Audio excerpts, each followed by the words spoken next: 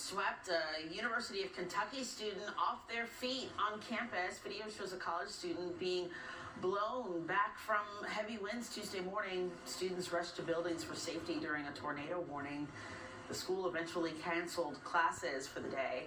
The National Weather Service reports wind gusts in the area of more than 40 miles per hour. And that's that same